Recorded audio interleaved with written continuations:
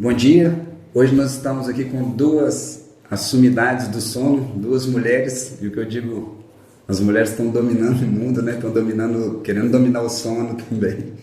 Eu estou aqui hoje com a doutora Isis, com a doutora Ticiane, fazem parte da nossa equipe lá na Bonvive. Um prazer, uma honra estar aqui com vocês. A gente tem um bate-papo legal aqui sobre o sono em geral e um pouco sobre o sono na mulher também, né? Então a gente gostaria de ter o prazer de ter a fala de vocês aí hoje para a gente aproveitar e absorver bastante o contexto e transmitir para o público nosso aí o que a gente está querendo, levar informação, levar conteúdo, levar mudança de hábito no geral, né? Acho que as pessoas têm pouca consciência de sono ainda. Isso acho que é uma coisa que a gente pode até começar a conversar, qual que é a opinião de vocês. Mas o sono é uma coisa que ainda a gente tem muito poucos hábitos saudáveis de sono, né? As pessoas não têm consciência que dormir é uma coisa saudável, né? Muitas vezes vê aquilo como uma perda de tempo. Então o que vocês me dizem a respeito? Na verdade, a própria medicina do sono ela é bem nova, né? Se a gente for pegar, foi a partir acho que da década de 60 que a medicina do sono surgiu como medicina. E eu estava até pensando nos desenhos animados antigamente da Disney, o fato de a pessoa, igual eu estava lembrando dos Sete Anões, os Sete Anões, quando eles roncavam, era como se tivesse uma conotação de saúde do sono, né? Pessoa roncando como se tivesse um sono profundo e restaurador. Mas você vai ver se isso não foi construído junto com as crianças, né? Essa geração que está pegando já pensava no ronco como um fator de marcador de saúde, né? E outra coisa que eu estava lembrando, porque eu falei assim, nossa, mas os Sete Anões, eles roncavam, mas a Branca de Neve não. Não é? É verdade? É. Então, existe também essa questão do ronco como uma coisa associada mais, uma conotação mais grosseira, assim.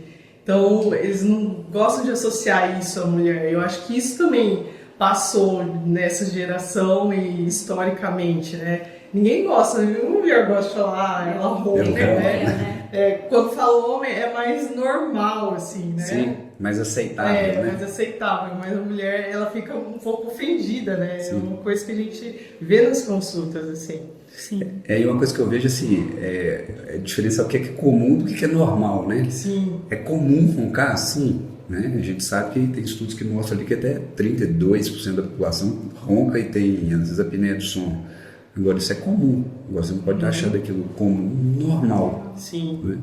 Né? E a gente tem que lembrar que nem todo mundo que ronca tem apneia obstrutiva do sono, né? Isso é outra coisa que, às vezes, todo mundo fala, ele ronca, então tem apneia obstrutiva do sono, né? Mas então, quem ronca, a gente tem que ter é um sinal de alerta. É um sinal de alerta, mas a gente tem que lembrar que é um exame que existe para isso, para a gente saber se existe a doença mesmo já instalado, né? É a luzinha, né, que a gente fala, no painel começa a piscar, mas ainda não, às vezes a doença não foi instalada. É a saída, na verdade, da apneia, né? Quem tem apneia obstrutiva do sono, para ela sair da apneia, o paciente sair da apneia, ele avança um pouquinho a mandíbula, ou ele ronca, ou ele vai para o bruxismo, né? Para poder aumentar a oxigenação. Isso é outra coisa legal da gente pensar aqui, que muitas pessoas que têm apneia obstrutiva do sono, elas já têm uma predisposição a alguns comportamentos como bruxismo, apertamento, até algumas parassonias. Então, uma criança, por exemplo, que tem apneia obstrutiva do sono, ela tem uma chance maior de fazer sonambulismo, né, de ter os despertares funcionais durante a noite, que às vezes só tratando a apneia, que a maior causa nas crianças é a hipertrofia de amígdala, a gente já vê que a criança para com aquele comportamento, né? Então é um gatilho também, às vezes O sono agitado também é uma coisa que a mãe às vezes fala, esse sono agitado sempre foi assim, mas nunca liga uma apneia com aquela questão do sono estar mais diferente, a pessoa acordar de cabeça para baixo. Mas porque um filho acorda assim, dorme de um jeito, o outro filho não, né? Isso é uma coisa que também demora para perceber, a não ser que a gente fale, né? Porque as crianças não ficam com sono. Geralmente elas ficam mais ativas, porque elas querem ficar acordadas, né? Então, um comportamento para... Isa, vamos puxar um gancho nisso aí. Assim, é bem diferente a alteração de comportamento no adulto. Né? A gente brinca na medicina do sono que tem o comportamento masculino, o adulto, o feminino e o da criança. Né? A criança, normalmente, ela agita muito, né? Quando ela tem um sono ruim. É diferente de um adulto, que normalmente ele fica mais sonolento, mais sedado. Só que assim, é muito raro as pessoas terem consciência dessa disfunção do dia na criança que está correlacionada com o sono. Como é que você enxerga isso? O que a gente tem feito, o que você tem feito assim, para orientar? Quando chega uma criança já até com um diagnóstico de transtorno de déficit de atenção e hiperatividade, a primeira coisa que eu pergunto é como que ela dorme, como que é o sono dela. Porque às vezes tem muitos diagnósticos equivocados que aquilo lá, a hiperatividade, é um sintoma da má qualidade do sono e não a doença. Então às vezes ela fica taxada como uma doença, sendo que aquilo lá é o sintoma. Então a primeira coisa é uma consequência, né, de um outro problema, que é fácil, quer dizer, relativamente simples de tratar. Sim, né? Então isso é uma coisa que a gente até deveria chamar mais os colegas neurologistas para essas crianças serem avaliadas, né, principalmente na via aérea, porque a maior causa de apneia a gente sabe que é hipertrofia de amígdala e na criança, né? E tem muitas crianças com diagnósticos que nunca fez uma avaliação otorrinolaringológica. Então, como que a gente vai descartar se aquilo lá é uma doença ou é uma consequência de um sono de má qualidade se ela nunca foi avaliada nesse quesito? Então, acho que isso é, assim, primordial para uma criança que tem esse diagnóstico, que a gente tem que começar a ter um diálogo maior com essa especialidade nessa questão e perguntar, né, para a mãe se ronca, né, se para de respirar, se baba. Tem muitas mães que ficam tão preocupadas que às vezes elas não dormem direito porque acham que a criança vai se afogar, né? Se mexe muito à noite, né? Se bate muito, né? Se é uma criança agitada durante o dia. Né? Esse link que acho que falta muito, né? Porque as pessoas não conseguem fazer essa associação. Uma outra coisa que eu tenho visto com muita frequência também é a diminuição do tempo de sono em criança. Né? As crianças estão dormindo, às vezes, o mesmo tanto que um adulto. Só que a criança ela demanda uma quantidade muito maior de sono do que um adulto. Né? Lógico que isso por faixas etárias, mas é comum que a criança durma mais. E o que a gente vê hoje em dia com muita frequência é a criança vai dormir na hora que o pai e a mãe vão dormir. E acorda na hora que o pai e a mãe vão acordar também. Então a gente vê que eles vão estar restritos de sono e isso vai dar uma repercussão, né, a longo prazo também. Sim. É isso? Sim. Até no meu mestrado que eu estava fazendo, puxando estatística, eu puxei estatística nos Estados Unidos de privação de sono em criança. Era assim, era mais de 20%. Eu falei assim, se a gente essa pesquisa não era tão recente assim, se a gente está nisso há 5 anos atrás, imagine hoje. E eu vejo assim que o perfil de sono também e das crianças, também nunca vi tantas crianças tomando remédio psiquiátrico como hoje em dia. Depois da pandemia, teve também uma mudança assim desse padrão de sono que não só das crianças, mas dos adultos também ficou mais caótico. Sim. Essa questão de ritmo também, as pessoas perderam um pouco isso na pandemia. Quando você fala de ritmo, explica isso melhor para as pessoas entenderem o que é o ritmo de sono, né? Tá, bom, a gente até fala de cronotipo, crono vem de tempo, né? Então, o tempo circadiano quer dizer cerca de 24 horas. Então, o tempo do ser humano é um tempo de, geralmente, um relógio biológico durando 24 horas.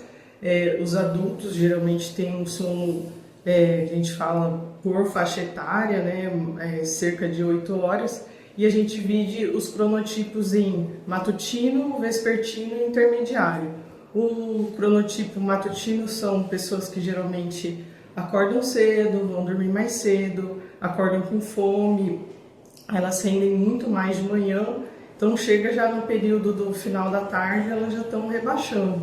Agora os vespertinos não, eles são totalmente ao contrário, se deixar dorme depois da meia-noite, acorda perto da hora do almoço e já acorda assim sem fome, então já acorda e depois já vai almoçar. E quando chega a noite é como se a cabeça assim, ligasse uma luzinha. Então é aquelas pessoas que gostam muito de estudar de madrugada, que eu lembro que quando eu estudava medicina eu não conseguia fazer nada direito, assim, de render muito estudando à tarde. O tempo que eu ficava tentando estudar à tarde, na noite, assim, ficava assim, quíntuplo do que eu lia, sabe? Então, você rendia mais à noite? Rendia bem mais à noite. Você é um tipo vespertino. Né? E é interessante mostrar ali também, porque assim, quando você fala assim, tem um cara vespertino, normalmente ele vai gostar de acordar perto de meio-dia, né? 10 horas. Porque existe uma faixa, né? Sim. Tem os vespertinos extremos, e os vespertinos extremos. Exato. Né? Porque aí eles ficam lá, então se eu acordar meio-dia, eu sou vespertino, mas se eu acordar 9, né? Sim. Porque os matutinos extremos, eles acordam 5 da manhã, acordam bem dispostos, vão fazer as coisas deles. Sim. Então, agora os vespertinos moderados, eles vão acordar lá pelas 9 horas, né? E vão dormir lá pela meia-noite, mais ou menos isso, porque o pico de melatonina vai ser um pouquinho antes dos mais extremos. Certo. E isso é genético, né? Sim, isso é genético. É interessante abordar isso, porque assim, grande parte da população, às vezes eles estão nos indiferentes ali, que eles conseguem manusear para lá e para cá. Agora, tem pessoas que elas vão ser mais matutinas e outras mais vespertinas. E é uma característica genética isso, né? Tem muita gente que até encara isso como, nossa, ela é meio preguiçoso, né? O vespertino, eu sou vespertino também. E isso, eu lutei contra isso há muito tempo, porque hoje eu durmo meia-noite, 1 hora da manhã, e eu acordo 8, e eu não tenho vergonha nenhuma de falar isso mais.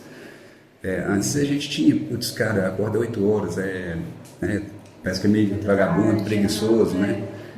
Mas é o horário que se rende mais. Eu mostro, isso dá uma qualidade de vida para a pessoa fora do comum quando ela começa a entender isso. E não só o vespertino, eu acho que o vespertino ele sofre mais porque o vespertino ele tem essa nuance dos outros julgarem. Até eles próprios se julgam. O matutino não, tem aquela coisa, né? Eu durmo cedo, mas acordo cedo. Só que normalmente o que eu venho vendo com o matutino? Ele não tem dormido cedo mais. Aí tá problema.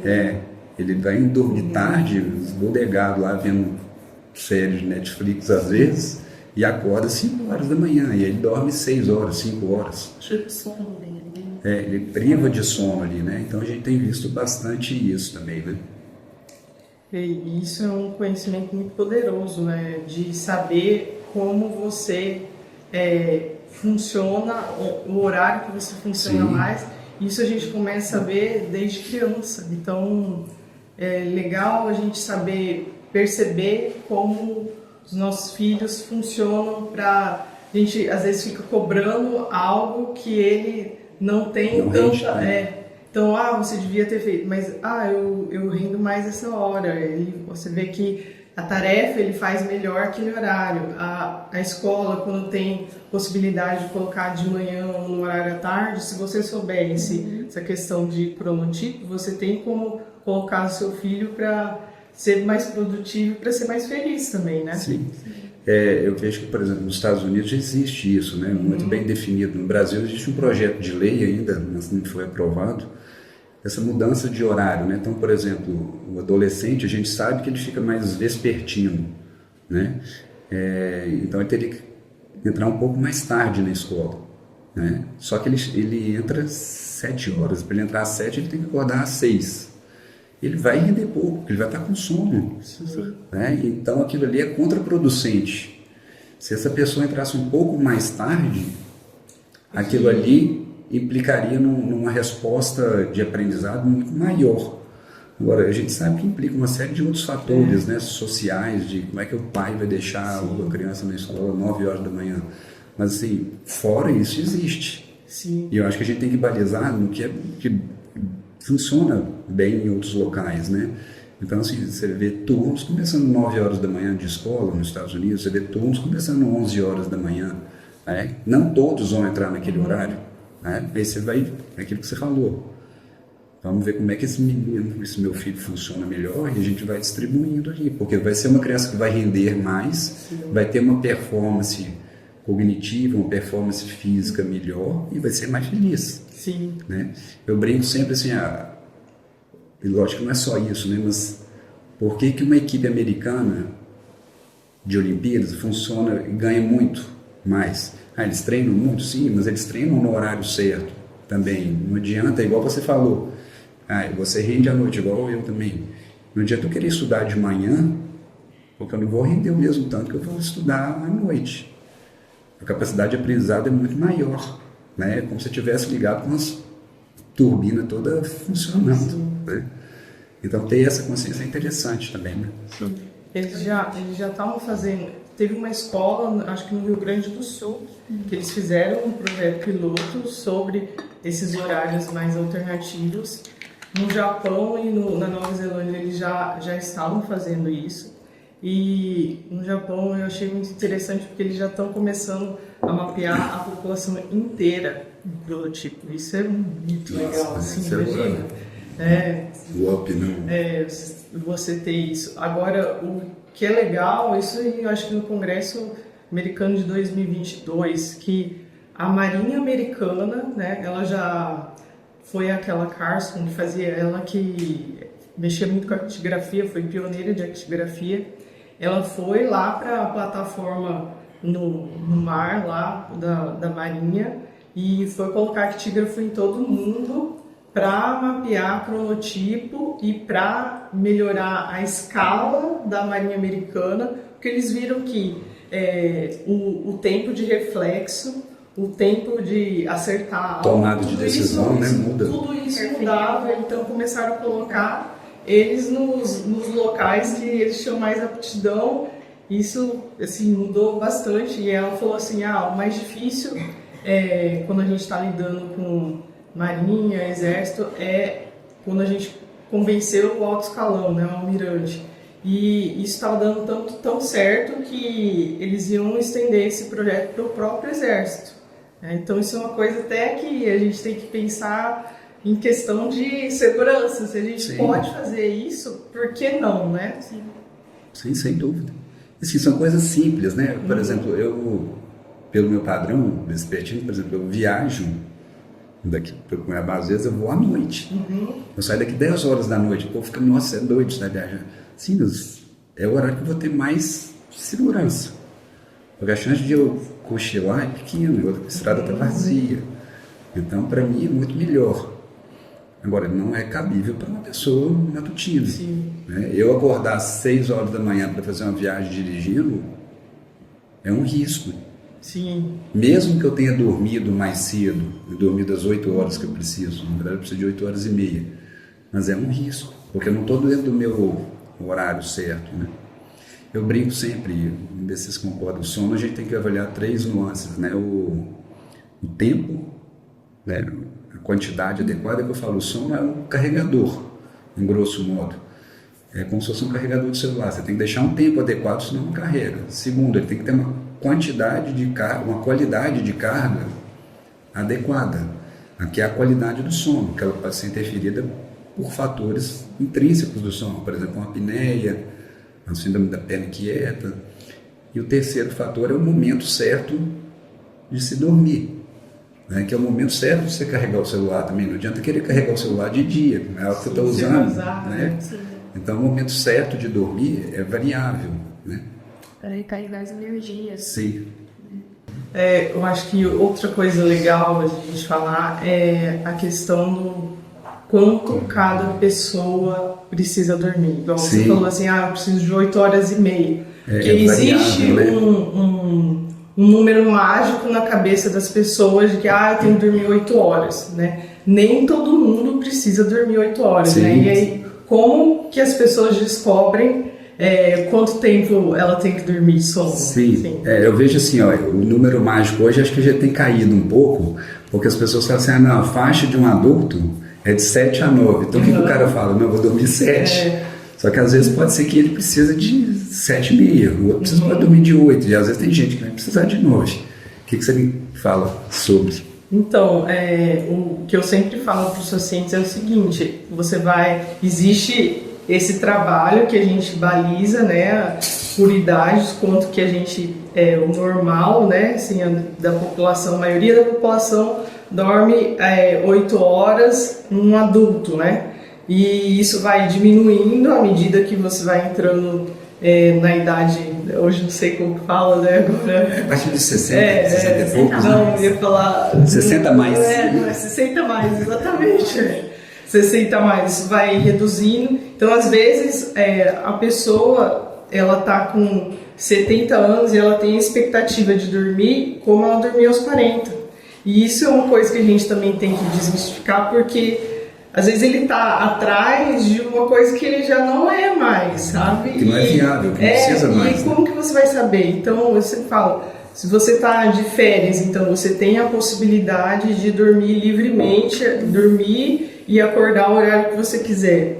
Aquele tanto de horas que você precisa para acordar descansado é o seu tempo total de sono que você precisa para aquela faixa etária ou aquele momento da sua vida, né? Particular, né? Então, a gente não pode ficar preso às vezes essas 8 horas, né? Porque isso muda durante o decorrer da vida e isso muda de pessoa para pessoa também, porque existem dormidores longos, dormidores curtos que precisam de menos de 7 horas. Então, tem gente que precisa de 5 horas de sono e tá fazendo tudo. Agora é uma coisa importante que eu acho para a gente mostrar aqui, é assim, a maioria vai estar entre 7 e 9. Sim. Né? Só que as pessoas querem cada vez dormir menos. Sim. E aí elas se balizam. Entre 7 e 9 é normal? Não é? Entre 7 e 9 é normal uma faixa de população. Não quer dizer que entre 7 e 9 é normal para você. Sim. Exatamente. Vamos fazer uma analogia. A média de ganho da população é de 3 a 10 mil reais. Tá? Pode ser que você esteja nessa faixa, pode ser que não esteja. Agora, pode ser que você gaste 9. Então 3 não vai ser suficiente para você. Sim. Né? Só que as pessoas elas querem quanto menos sono, melhor. Porque ela tem a falsa expectativa de que dormir pouco você vai trabalhar mais, vai render mais, vai aproveitar mais a vida. E ao contrário, né? Fala um pouquinho. Eu quando eu estava na faculdade, eu achava que se eu estudasse de madrugada eu ia acordar com mais sabedoria, sabe? Mais preparada. E hoje eu entendo que é totalmente o contrário, né? Você dormir bem interfere na sua memória, na sua disposição, no seu rendimento, né? Então, e tudo, as pessoas tiram do sono, né? Então, preciso estudar, vou tirar meu sono. Preciso trabalhar, eu vou tirar meu sono também, pra trabalhar. Eu vou me divertir. Não, aqui não pode se divertir, né, gente? Mas tira o sono pra se divertir. Tudo é um equilíbrio ali, né? Como que é aquele ditado lá? Quando morrer, dorme, é isso? Não tem uma coisa assim? Quando morrer, dorme? Vou deixar pra dormir quando eu morrer. Então, né? Isso vem também de ditados já arraigados, né? De que dormir é um comportamento, assim, uma semi-morte, né? Então você não tá fazendo nada, mas a gente vê que dormir é um dos estados mais ativos que a gente tem, né? Então durante a noite que tem toda aquela limpeza que a gente fala. A faxina, né? Que eu falo, a faxina pra a gente ver que quem dorme bem e dorme o tanto que precisa tem menos chance de ter uma doença neurodegenerativa quando estiver mais velho, né? Sim, isso já é muito bem comprovado, né? Sim. Se fosse para dar uma dica de prevenção de perda de memória, e não puxando sardinha, porque a gente está aqui falando de sono, né?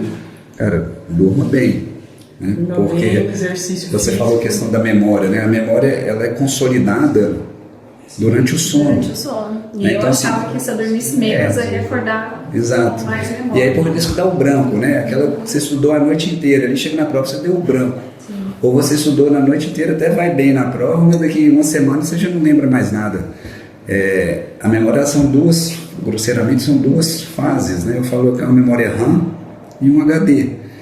Então o que você leu à noite ali, no dia que você estava estudando à noite, você vai ficar uma memória RAM. Tá? Uma memória superficial, ela só vai para a memória. E ela se perde, porque ela tem uma capacidade de lembrança menor de armazenamento. Então, se você vai vendo coisa por cima, aquilo ali vai se apagando.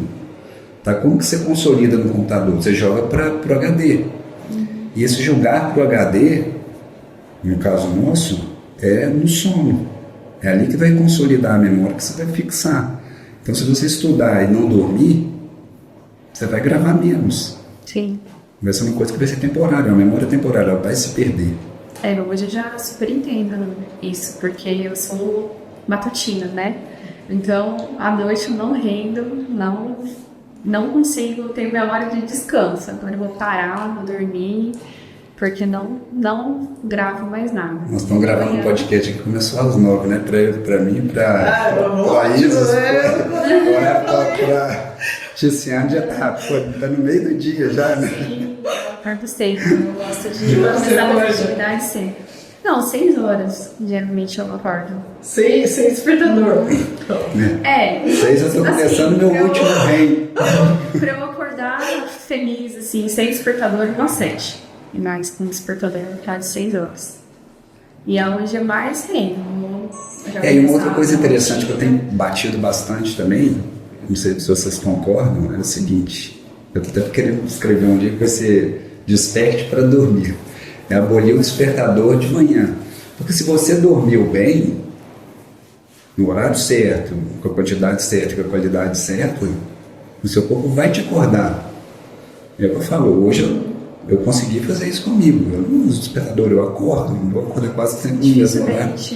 É porque você cumpriu aquela função do sono, né? E aí eu vejo assim, as pessoas estão tendo dificuldade para ir dormir. Então eu digo, cara, tem que pôr o despertador não é para acordar mais, você vai dormir, porque senão se perde. É o cara que está vendo um Netflix, ou está vendo um jogo e estende, ou ele está no celular ali, vai ver 1h da manhã. Por isso é importante a gente ter uma rotina, né? Sim. Em casa a gente sempre teve rotina, desde as crianças de bebê, para o bebê também é muito importante a rotina, né? Consolida o hábito ali de novo, né? Desde pequenininho. E aí foram crescendo, a gente foi se adaptando, né, às idades, às necessidades delas, mas a rotina não tem horário de dormir e horário de acordar, das crianças e dos adultos. Sim.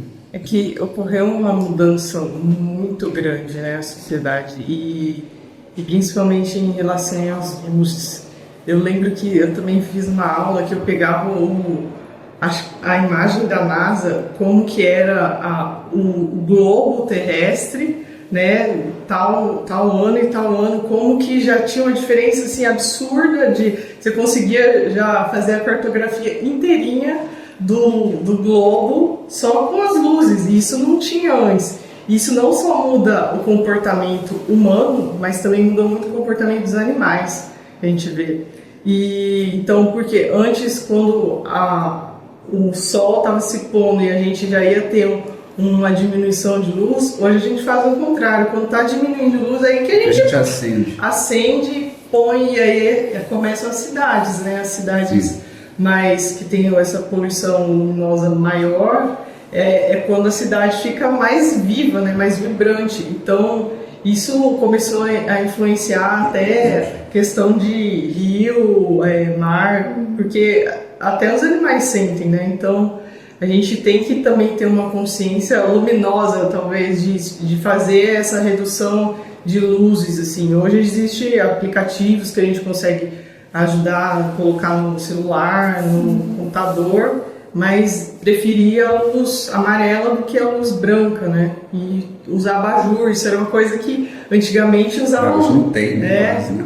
Usava vela, né? Então era uma coisa, né, diferente. Eu fiquei, esse ano estive na Alemanha E eu fiquei bem, sim, intrigada, né? Porque lá começa a escurecer meia-noite, 11 horas. E o dia é muito longo. Eu falei, nossa, como é que as pessoas dormem, né? Nessa claridade aqui, nessa luz, vão falar agora é hora de dormir, né? Difícil para eles ter esse ciclo, né? Circadiano é difícil. Essa parte de óculos de coloração mais avermelhada ou laranjada para fazer Filtrar, uma sincronização do ritmo lá é assim, usado faz tempo, principalmente nos países mais nórdicos. Então, porque o próprio óculos vai simular a noite, então ele vai ter uma lente que impede essa luz branca de chegar, então vai fazer com que sua melatonina seja secretada, então você já comece a ficar sonolento. Aí tem a questão do ambiente, né? Também, se você está num país que está de dia à noite, aí você tem que ter um ambiente para dormir que seja escuro, né? Que seja silencioso e tem que preparar muito bem o ambiente, né? Sim. Vamos falar um pouquinho dessas questões de ambiente ali, de sono, né? Dessa higiene do sono. O que vocês me dizem? Melhora a qualidade do sono? Sem dúvida. Hoje eles veem até que isso varia a parte, tanto a questão de classe social, bairro, varia o sono por causa disso já. Porque uma pessoa que mora do lado de uma avenida, ela vai ter uma qualidade de sono diferente de uma pessoa que mora afastada num lugar silencioso, né? Uma pessoa que tem ar-condicionado, ela vai dormir de um modo diferente de uma pessoa que não tem ar-condicionado. Então vamos lá, por exemplo, você falou aí, a pessoa que mora na avenida, sem dúvida, isso eu acho que é mais consenso, né? O barulho piora, né? O que se pode fazer para melhorar isso? Lógico que prezar pelo ambiente dentro de casa, assim, com a televisão no quarto, porque o barulho vai incomodar. Agora, em outros aspectos, o que se pode fazer? Eu, por exemplo, vou citar eu morava numa avenida e eu morava no 8º andar, era muito barulhento. O que eu fazia? A gente pôs janela acústica. É uma coisa que não é um pouco dispendiosa, assim, sim, mas a qualidade de sono melhora, assim, assustadoramente. Né? Então são coisas que a gente pode lançar de mão. Você falou do ar-condicionado também. É melhor dormir com frio, dormir com calor. Já existe uma diminuição de temperatura fisiológica normal, né, durante o sono, mas existe uma temperatura, agora eu não me lembro exatamente quantos graus. 5 graus abaixo da temperatura ambiente. E que é melhor para o corpo, e até tem trabalho que é melhor para o idoso dormir numa temperatura um pouco menor e com cobertor. Isso já vou falar também do tem uma qualidade de sono melhor do que isso. O salão de 21, 22 graus, que seria talvez a temperatura ideal. Sim, mas isso também eu penso assim, a gente sempre pensa, né, esses trabalhos na maioria, né, mas a gente vê que é também muito individual, né? Porque tem pessoas que você coloca no 21, tá morrendo de frio, né? Não consegue dormir porque tá com frio no pé, né? Mas aí o ideal que você fala é o seguinte, você durma com a temperatura geral 21 com uma coberta. Sim. Mas aí entra nisso que você fala também, por exemplo, a gente com 21 graus desperta uma crise de rinite, às vezes. Então, é muito variado. A gente sabe que tem que ser uma temperatura mais baixa, mas as temperaturas mais baixas são melhores do que as temperaturas altas, sem dúvida, né? E essa questão de cobertor é muito legal também, porque hoje a gente vê que pessoas que têm pernas inquietas e pessoas que são autistas, elas dormem melhor com um cobertor mais pesado do que outras pessoas que não têm nada. Então, isso é uma coisa que a gente sempre orienta pacientes que têm autismo, que têm pernas inquietas. Ou, às vezes, até colocar um travesseiro mais pesado, assim. Eu tenho travesseiro de semente, eu ponho em cima, assim, eu acho... Sério? Em cima do corpo? Em cima da perna. Em cima da perna. Porque ela tem perna inquieta. Tá. Entendi. Depois nós vamos chegar nas pernas inquietas que eu tenho também. Eu morava numa casa que a janela era de vidro e só tinha cortina com blackout, né? Aí na minha casa agora tem a persiana com blackout. Mas eu não sabia o quanto eu dormia mal na outra casa. Sim. Sabe? Uma diferença assim enorme. Eu durmo até mais, né? Sabe o que eu acho legal isso aí? Muito mais animada. É outra vida. Sabe aquela ideia quando o cara vai para um hotel e aí ele tem lá o quarto todo top, um blackout violento, um colchão bom, um ar-condicionado legal, aí ele fala assim, putz, eu dormi mega bem. É porque eu estou no hotel. Lógico que tem a nuance ali, psicológica, de estar tá de férias, tá de boa, tem muito horário, né? Mas o ambiente que faz isso, às vezes, né? Então, um colchão adequado influencia muito. Por exemplo, hoje o meu colchão ele tem um controle de temperatura corporal, né? Depois nós vamos até gravar uma live junto, se você topar, com o pessoal que fala essas nuances de colchão, assim, como é que influencia muito. Então, o meu colchão hoje ele regula a temperatura corporal. A gente sabe que a temperatura corporal ela vai cair no meio da noite. Por isso até que você dormir de dia não é igual dormir de noite, porque você não tem essa queda de temperatura corporal. E o que ele fugiu aqui agora? O que eu ia falar, então, por exemplo, às vezes você deita à noite e a temperatura está legal. Então você não vai dormir sem coberta, sem camisa, e não vai deixar coberta nenhuma na cama. Só que de madrugada, às vezes a temperatura sua vai cair e aí você vai sentir frio. E se você não tiver a coberta, aquilo vai ser causa de despertares também.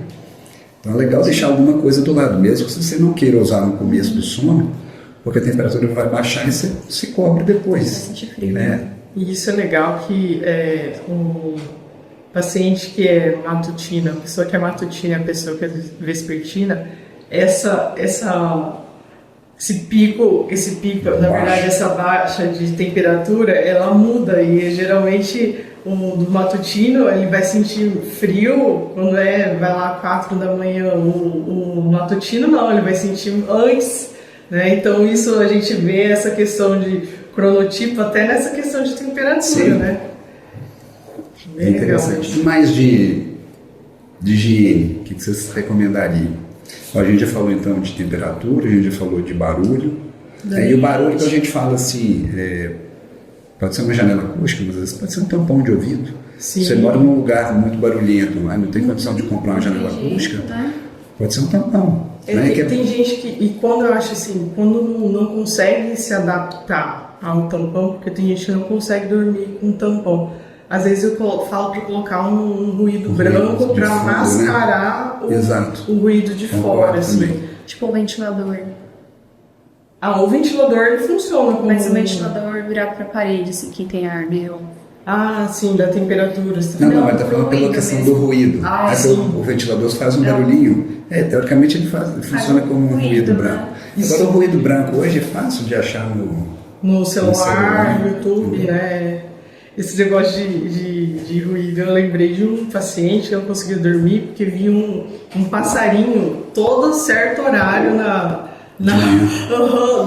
árvore dele. Ele falando, por que você não consegue dormir? Ele xingou, né? Tem um passarinho ali, todo dia veio a mesma hora.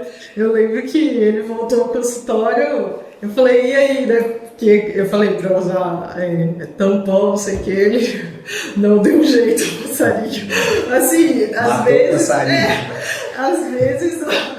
a gente vê que às vezes não é no próprio ambiente, às vezes é uma coisa da natureza, né, que tá acontecendo ali. Às vezes tem época de sapo, isso já aconteceu na época que eu morei em hotel, teve uma época que tinha um sapo lá que, meu Deus, não era... Tem uma de fazenda, assim, né, que tem barulho.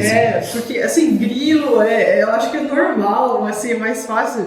Mas esse sapo, meu Deus, ele tinha... Você tinha pesadelos com sapo, né? E aí eu fui procurar que tipo de sapo que é esse. Não era um barulho, assim, baixo, era um barulho muito alto. Eu lembro que eu fui procurar a matéria de sapo, de som, não sei o que. Aí eu lembro que vi que tinha um bairro em São Paulo que tinha um monte de sapo que apareceu, o pessoal não estava conseguindo dormir por causa disso, né? Então, às vezes, implica outros seres, né? E a gente falando assim, né? Por exemplo, você tem um vizinho que o cachorro late muito, né?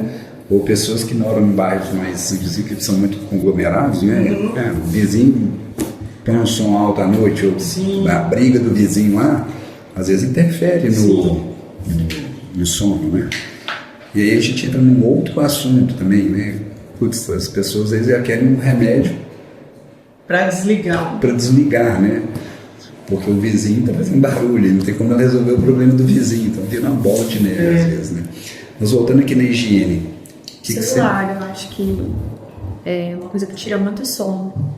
E as pessoas têm o hábito, né, de mexer muito no celular antes de dormir, assim que acorda, e acaba atrapalhando o pegar no sono, né? Assim, o celular.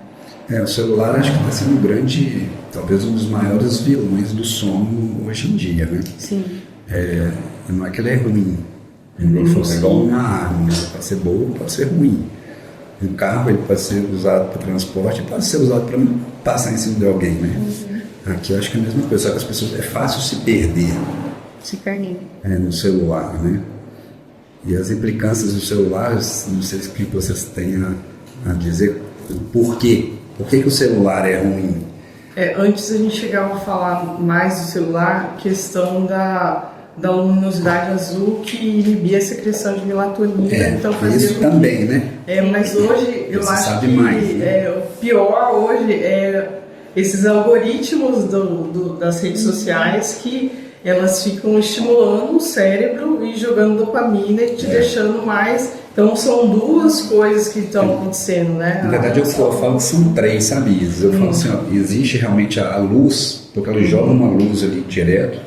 Eu vejo assim, a diferença do celular para a TV é que a TV você era mais passivo. O celular você interage, né? E você interage na velocidade que você quer. Sim. Então assim, a gente tem a questão luz, tem a questão ativação cortical ali do cérebro, né? E o terceiro ponto é essa nuance que você fala. O algoritmo é feito para te dar prazer. E aí você vai mexendo. E a ativação cortical que eu falo é assim, eu gosto de dar bastante esse exemplo. Antigamente a gente via uma propaganda depois do Fantástico, né? Aí você via lá a propaganda, era 3 minutos de propaganda, e aquilo você assistia. Hoje nós não temos paciência mais para isso, porque nós estamos acelerados, né? O córtex nosso está mega acelerado. A gente pega assim, a gente escuta mensagem do WhatsApp hoje, não sei como é que são vocês, mas eu escuto tudo em 2. Na verdade, quando você abre o WhatsApp, já aparece, né, em 2. Você tem que reduzir, né? Eu escuto audiolivro, onde eu leio e escuto audiolivro, eu não escuto em 2 também. Eu sei de gente que escuta mais. Então, assim, acelera bastante. Agora, você imagina no celular, eu estava falando da propaganda, né? Aqui é como se fosse uma propaganda o tempo inteiro. Só que você passando, você começa a passar numa velocidade gigante. Isso 10 horas da noite. E aí você vê lá um negócio legal, você, putz, vou mandar para Isis, vou mandar para Ticiane, legal aqui, pá. E, cara, o seu cérebro ativa numa velocidade que depois para frear, às vezes é só com remédio. Se quiser frear em 10 minutos, não tem como. Sim. Né?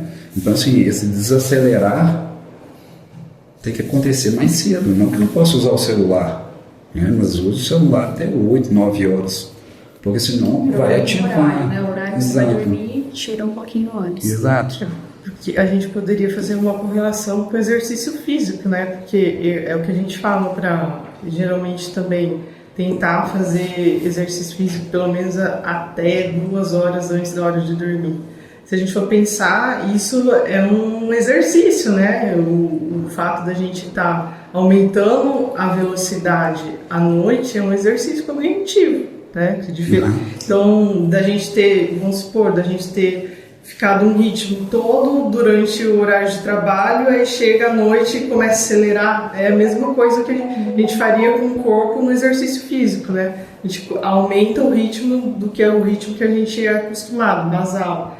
Então, também por isso que a gente pede o mesmo tanto de horas, né? Pelo menos deixar de usar esses aparelhos 2 horas antes. Isso. Eu digo assim, cara, você imagina assim, você acelerar uma Ferrari, você está viajando a 100 por hora, de repente você acelera a 300 por hora E aí você quer frear em 10 metros, não tem como. Consegue. Não vai conseguir. Né? Aquilo ali é uma freada que ela vai levar mais tempo. Sim. Né? Porque você acelerou muito. Né? Acho que aqui é a mesma coisa. Como é que a gente freia o nosso pensamento? É o cara que deita na cama E fica e só está pensando né? naquilo amanhã agora. Né? E ele fica ruminando aquilo que ele viu.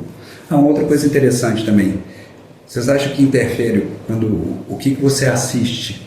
O que você conversa? Como é que foi o seu final do dia ali? Principalmente perto do horário de dormir, interfere Muito. no seu sono? Então, por exemplo, se você brigou com um cônjuge, ou se você assistiu um filme de terror, ou se você viu uma notícia da política ali, mega power ali, sim, né? Eu acho Com o governo que nós temos.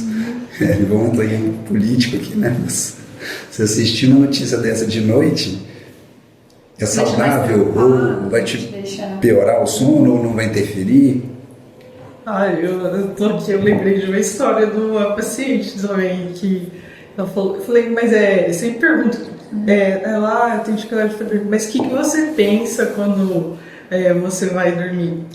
Depende, às vezes eu fico pensando assim, como se reproduzem os ornitorrincos, umas coisas assim, mas assim, igual ela tava assistindo sabe, um desenho que tinha, ela começa a pensar nisso, assim, besteira, mas como a gente associa uma coisa com a outra, né, às vezes continua na nossa cabeça. E às vezes puxa até sonhos, né? Sim, ou pesadelos também, né? Sim. Eu parei de assistir filme de terror com 15 anos, porque eu tinha muito pesadelo. Eu falei, pra que eu vou alimentar a minha psique com uma coisa que, primeiro, alimenta mal, né? Alimenta mal, e isso vai muito qualidade do que a gente usa do nosso tempo, né? E como isso interfere no nosso sono. Então, a gente falando agora de ritmo, por que as pessoas estão lendo tão pouco, né? Só vou fazer depois você volta nisso, você está fazendo uma... Você vê o filme de terror aí, mais ou menos como hoje, você vê o Jornal da Globo. Às 11 da noite. Então, pra quê? Pra que assistir jornal, né? O Jornal da Globo ainda, 11 da noite, cara. Não vai dormir bem, né? Eu já resolvi de outra maneira. Eu falei, eu já vou fazer, tava fazendo os contos. Eu vou fazer 10 anos que não tem televisão, quase. Sim. Pra quê, né? Sim, pra quê? Eu fico pensando. É difícil mostrar isso também. A gente assim, assiste TV, mais as crianças, e coisas muito bem selecionadas. Mas é difícil as pessoas aceitarem isso, né? Mas muda muito, porque você começa a não perder tempo com coisas que são impostas. Eu falo, quer assistir? Busque. Não é você que vai, a TV que vai mandar ver o que ela quer. Não, eu vou buscar. Né? E às vezes eles nem assistem, né? Só fica lá mudando, assim, vendo o que tem para assistir, né? Você ia entrar num assunto que eu te cortei. Que eu gosto do Jornal da Globo. Dos filmes de terror. Não, porque eu lembrei da questão, a gente falando de ritmo cognitivo agora, que essa questão do livro, né? Porque o livro, ele te impõe um ritmo que é o seu ritmo de leitura, né? E a gente não lê rápido, né? Eu vi um artigo legal esses dias falando isso. A gente não lê rápido. A velocidade de pensamento é até 1000 palavras por minuto. E num livro você consegue ler 200 por minuto, se não me engano. Então ela te diminui o ritmo. Por isso que a leitura à noite, ela induz o sono, porque ela vai desacelerando o pensamento. Eu não tenho certeza certinho se são 1200, mas eu acho que era isso. No pensamento normal acelerado, se você deita na cama e está viajando, você vai estar pensando 1000 palavras ali por minuto. E a leitura você diminui aquilo muito. Então, por isso induz o sono também. Eu comecei a ler à noite, os nossos livros antes de dormir. E isso é um hábito que assim, a gente via muito antigamente para as crianças, né? Contar história. Até você ia nas livrarias, tinha uma pessoa para contar histórias, né? Hoje parte de histórias, ela tá indo mais para a parte eletrônica, YouTube, é isso né? aí. E aí entra nesse ritmo que já é um ritmo diferente. Então, acho que é alguma coisa que vale a pena ser resgatado, assim, e vale a pena ser cultivado desde criança, né? Esse hábito, porque não só vai melhorar essa questão de ritmo e indução ao sono, mas também a parte de fantasia, né? De Sim. inteligência, que isso é uma coisa que você vê que É essencial, né? faz uma diferença brutal uma pessoa que lê desde a infância que uma pessoa que não lê, né? Com certeza. Que é mais higiene. Estamos falando de Acho que a luz. questão da cama, tipo, as pessoas, tem muita gente que fica na cama o dia inteiro. Eu acho que a cama Do é importante. condicionamento, Tem um né? condicionamento que a cama é o lugar de dormir, né? Sim. Na hora que eu for dormir, é a hora de ir pra cama. Isso é fundamental. Cama para dormir. Hoje também, eu lembrei na hora que a gente estava conversando de colchão, que hoje já existem os colchões inteligentes. Então, você com um peso, talvez a sua espuma seja uma espuma que seja diferente. Então, tem pessoas, tem empresas aqui até no Brasil que elas vão na sua casa, mede, pesa, faz toda a biometria lá da sua esposa, do marido e faz um colchão metade personalizado. E já existe. Sim. Aqui em Sorriso já existe isso. Não bem sabia legal. que E você consegue, por exemplo, sua esposa ela mexe lá, você não mexe aqui. Né? E aí o colchão é nessa nuance que ela falou. isso é bem legal. Faz toda a diferença. Lógico que são coisas, são Detalhes, mas assim, que cara, fazem que faz a né? diferença. Para quem pode buscar, sem dúvida nenhuma, que é uma coisa legal. Em relação a esse nuance de ficar na cama, né?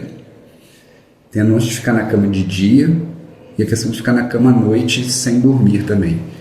Eu tive um caso, acho que você participou dele também, Isis, de um paciente que tinha uma insônia, que estava com um monte de medicação. Depois eu não te dei o feedback dele. Mas eu tive uma conversa com ele essa semana. A gente... acho que eu sei. Era um paciente dizendo que ele dormia mega mal e ele fazia home office. E o home office dele era dentro do quarto. Então, assim, o quarto dele era para dormir e para trabalhar. Né? Eu acho que tinha várias outras nuances de higiene do sono ali ruins. Mas eu sei que a gente fez esse trabalho todo e um cara assim, já estava tomando várias medicações e não tinha conseguido resolver. Aí a psiquiatra pediu para a gente fazer uma avaliação e a gente conseguiu melhorá-lo. Eu até entrei com uma outra medicação e aí a gente estava acompanhando e aí agora na última consulta ele falou assim, não, eu estou dormindo mega bem. Eu falei, e a medicação? Estou usando certinho? Ele falou, não, doutor, eu parei de usar. Eu parei de usar e eu estou dormindo bem. Da mirtazapina.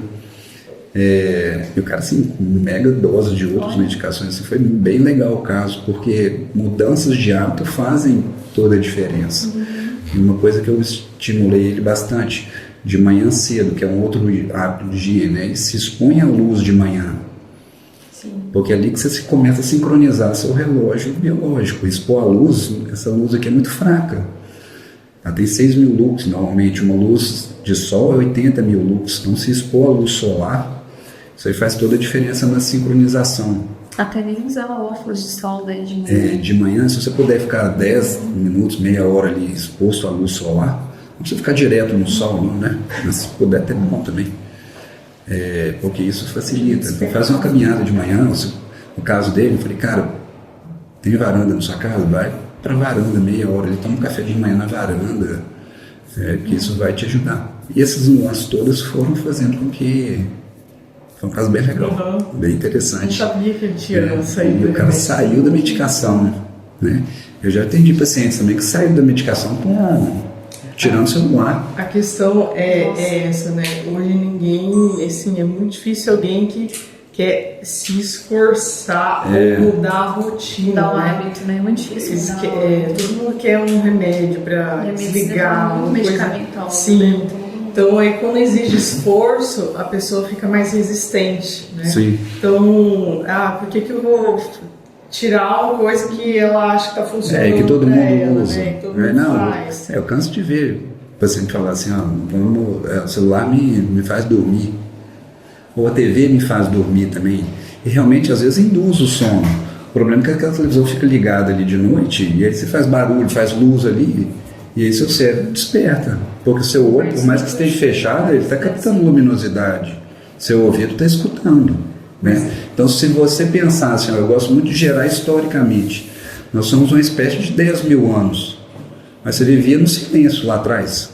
Né? 10 mil anos atrás ou 5 mil anos atrás, você estava no silêncio. Tinha um sapinho lá da raiz, um grilinho. Mas se tivesse um barulho maior, era o quê? De duas, uma. Era uma tribo vizinha que estava querendo invadir, ou um onça, um leão, um trem qualquer querendo te pegar. Então gerava um estado de alerta. Né? Então, e a gente acorda muitas vezes à noite. Né? São os micro despertares. Só que se você acorda, tem esse micro despertar, que é normal, e você escuta um barulho, o que você vai fazer? Não, eu vou me alertar. O que é isso? Né? Porque seu cérebro está condicionado de que barulho à noite é alguma coisa. E aí você desperta. Aí você desperta e vê que é televisão. Mas inconsciente você está despertando para ver se tinha algo a mais. É igual a questão do cronotipo também. Eu gosto bastante de associar o cronotipo com a questão da evolução da espécie humana, né? E a luz também. Por que existem pessoas de cronotipo diferente, né? Pessoas que dormem cedo, pessoas que dormem tarde? Né? Isso é evolutivo. Uma das funções da espécie estar viva é essa. Então, que pensa assim, nós somos uma espécie, uma tribo aqui de Sorriso. E, de repente, nós temos... Todo mundo dormiu no mesmo horário. A tribo ficou vulnerável. Né? Se viu um leão ali, come todo mundo. Se viu uma tribo vizinha, mata todo mundo, rouba todo mundo. Então, sempre teve um vigilante. Né? O que dormia cedo, eu estava vigiando. Você estava dormindo, você é matutino, eu estava vigiando. Na hora que eu acordo, que você acorda, você começa a vigiar. Então sempre teve um escalonamento. Por isso tem os matutinos extremos e até os vespertinos extremos. E nesse meio tempo ali tem muita gente que fica lá na guarita, né? A outra coisa que eu falo muito é da questão da luz também. Por que a luz amarela ela induz mais o sono? É melhor do que a luz branca. A gente sabe, a luz branca diminui a produção de melatonina, a luz amarela não é tanto isso. E por que também? Né? Porque a luz amarela remete ao fogo. Historicamente também, nós temos quantos mil anos com a luz noturna, a luz de fogo, a luz elétrica tem pouco tempo. Sim. Né? Então o cérebro nosso, por mais que a gente fale assim, nós nascemos tem 30, 40, 50 anos, mas é um cérebro condicionado com uma luz amarela de 10 mil anos. A luz amarela é fogo. Fogo é o quê? É hora de dormir. Né? Então você vê que é uma questão evolutiva, né? E de repente nós mudamos tudo, né? De uma hora para outra, né? E quer se comportar do mesmo jeito, né? Eu brinco muito assim, hoje nós vivemos mais no escuro de dia. Sim. E mais no claro à noite. Como que a gente vive no escuro de dia? Porque você pegar assim, nós estamos dentro de uma sala, a luminosidade é baixa. Sim. É totalmente distinto da luminosidade lá de fora. Sim. Então nós estamos mais no escuro, relativamente. E à noite, que antes era escuro, hoje nós ficamos no claro. Né? Então isso baratilhou bastante a questão de ritmo nossa. Né? Sim. E aí vem a questão do celular, do celular e outras coisas também, né? Que acelera mais ainda. Por isso que a gente está vendo o tempo passar de maneira... Às vezes a gente fala, o tempo está passando mais rápido, ou eu estou ficando mais velho. Não, o tempo realmente está passando mais rápido e dentro da nossa cabeça também está tudo mais rápido. Nós aceleramos, né? Nós aceleramos muito, né? Outra coisa que assim, não dá tempo para o ócio, né? Ficar à toa hoje em dia, o cara fica meio doido, né? Isso é outra coisa que a gente pensa assim, igual... As pessoas hoje falam que ficar um tempo sem fazer nada é como se não tivesse... Isso é o mesmo paralelo que faz com o sono, né? Mas às vezes as melhores ideias nascem exatamente desses momentos, né? Que a gente para. Nesse período sabático ali. a importância de tirar uns 25 minutos do dia aí, né, para você desacelerar mesmo, né? Pensar, fazer uma meditação, planejar o seu dia. Escrever, né? Isso já ajuda também, porque escrever eu acho que é mais devagar ainda do que ler, né? Isso já vai uma redução maior ainda. Sem dúvida. Sem dúvida nenhuma. Né? Fazer um exercício de escrita à noite. Sim. É uma coisa mega válida para te desacelerar. Diário, né? Uma coisa que também as pessoas, antigamente, não sei, a gente tinha caderno de antologia, diário, todo menino ganhava um diário quando era criança. Sim. Hoje em dia é difícil, né? Isso. Né? Um cadeadinho a gente ganhava isso, todo mundo tinha para escrever as coisas. Mas eu lembrei agora você tinha falado de condicionamento, não sei se as pessoas entendem exatamente o condicionar da cama, assim, porque como que o cérebro entende isso. Mas eu sempre explico para os pacientes, assim, se você dorme, fica acordado, trabalha, come na cama, você vai ver, assim, quando você deitar na cama, o cérebro não vai entender, você vai fazer isso, isso, isso ou isso, né? Agora, se você condicionar a cama para dormir, quando você deitar lá, o seu cérebro já vai saber, né, que é isso. Então, e isso que eu falo para os pacientes, às vezes, então, se você não consegue dormir, sai da cama. Nem que for para você colocar uma poltrona do lado da sua cama. Sai, senta lá, vai fazer uma atividade mais monótona, então ler um livro, rezar um terço, alguma coisa assim. Voltou o sono, aí você volta para a cama, porque aí sempre seu cérebro vai estar condicionado à cama, ao ato de dormir, né? E isso vai ser já um indutor. É o condicionamento, né?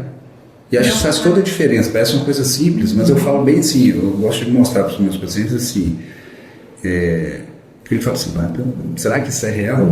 Né? Eu pergunto assim, você acha que você chegar no trabalho de pijama e de pantufa, você vai render da mesma forma? Não. A pessoa fala que não.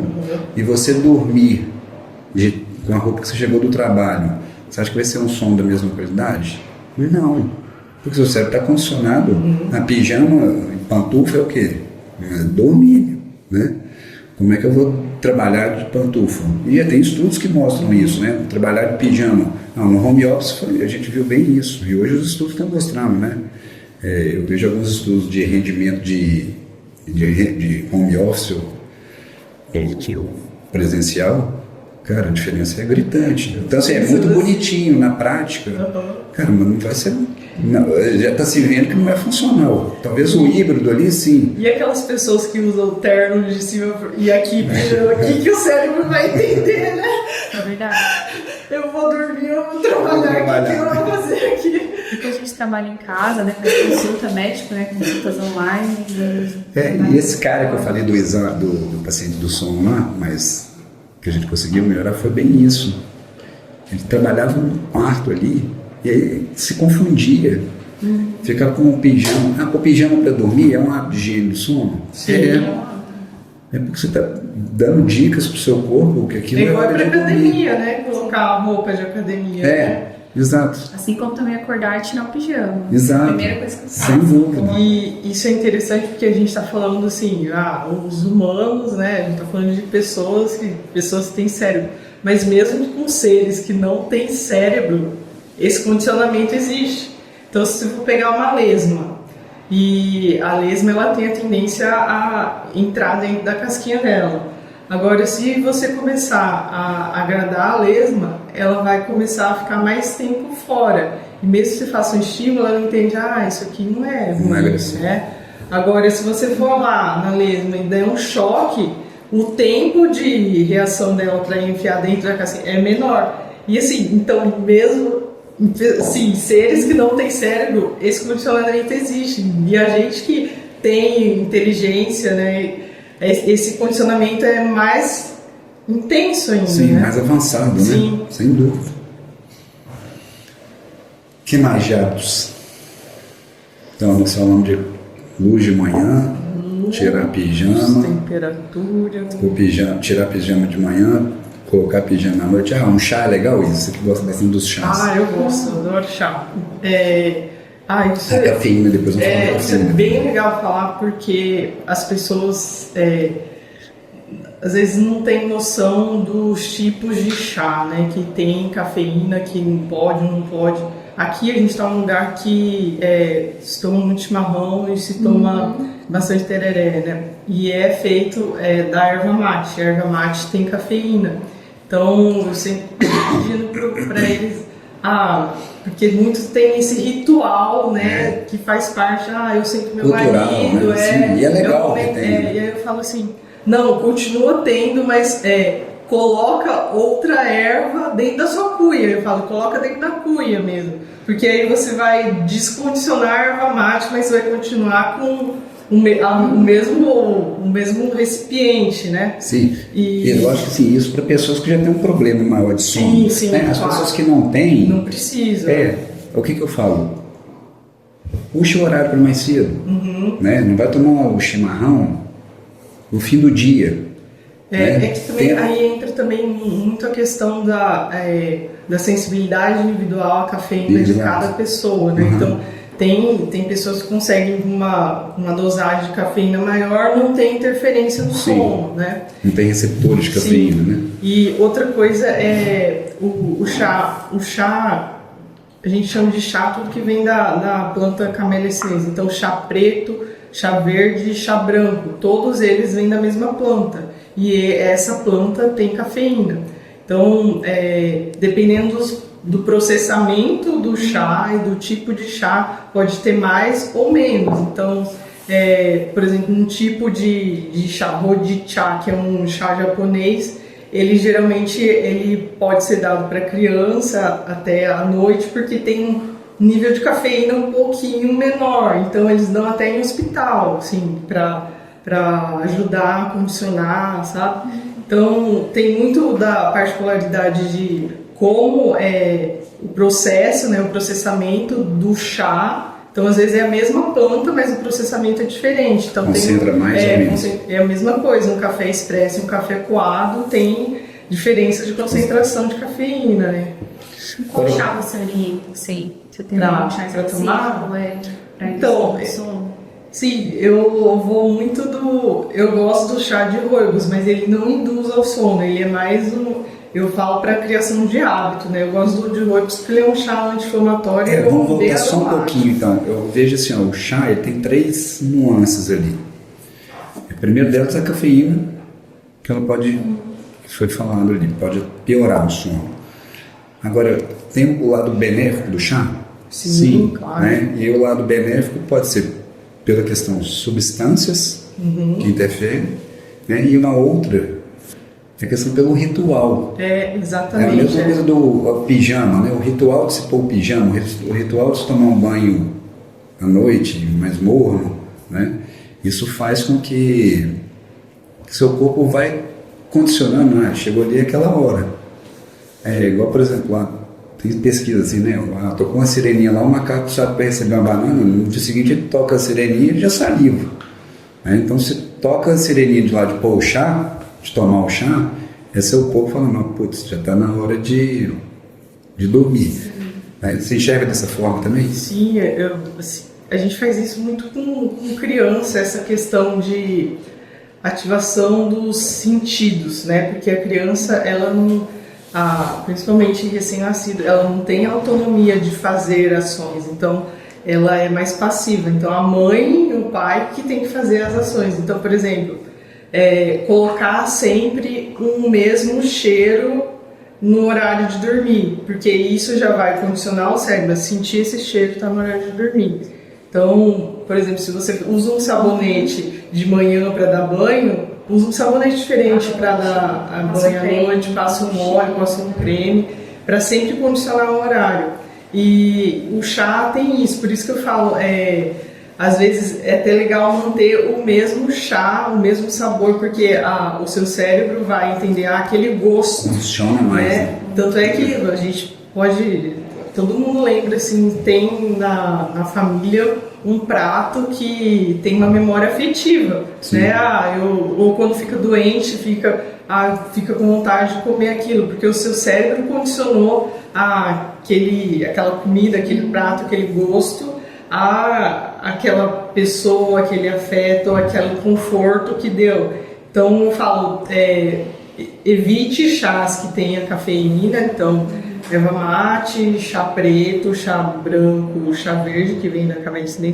Existem plantas que estudam de melissa, de maracujá, passiflora, camomila, mas não precisa necessariamente ser eles, né? Eu acho que o hábito, acho que é mais importante e manter a rotina, né? O horário, o gosto, do que o chá específico em si. Lembrei agora também, só no chá, lembrei que o tempo assim, acho que ele toma vinho. Aí é outra questão, né? Bebida alcoólica. Tem uma taça de vinho, tipo, qual o tamanho da taça, né? E todo dia, à noite, o vinho. Aí entra numa outra nuance ali, que assim, o álcool, ele piora a qualidade do sono, né? Então ele ceda, porque ele ceda, né? Ele ceda. Mas ele vai te piorar a qualidade do sono.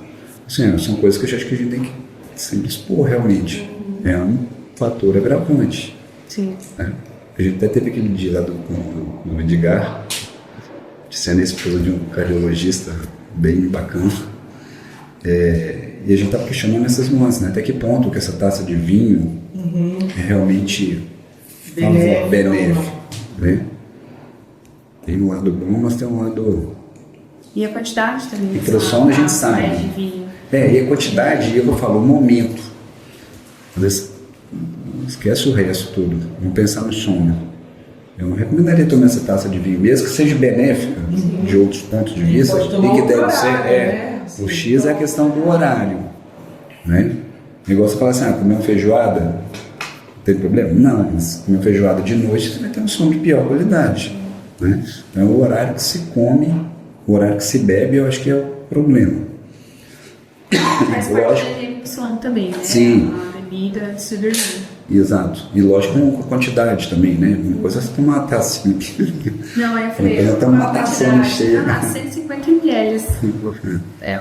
Uma taçona, né? Estou pensando em chá, lembrei de uma dona de uma fábrica de chá que ela falou, ela estava contando para mim como que ela começou a trabalhar com chá.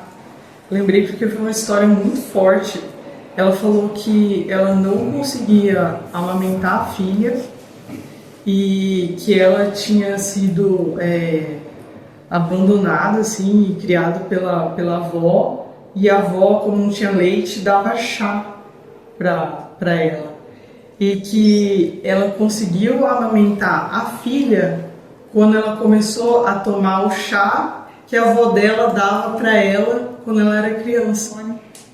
Para você ver a relação de funcionamento até do resposta ao corpo e resposta sim, ao leite, né? E ela começou a trabalhar com chá exatamente pelo significado que isso trouxe para a vida dela, sabe? É muito importante, né? Bacana. História bonita. Vamos falar um pouquinho de apneia? Vamos. A gente quase não falou de apneia, né? Vamos falar de apneia na mulher, então. O que vocês notaram?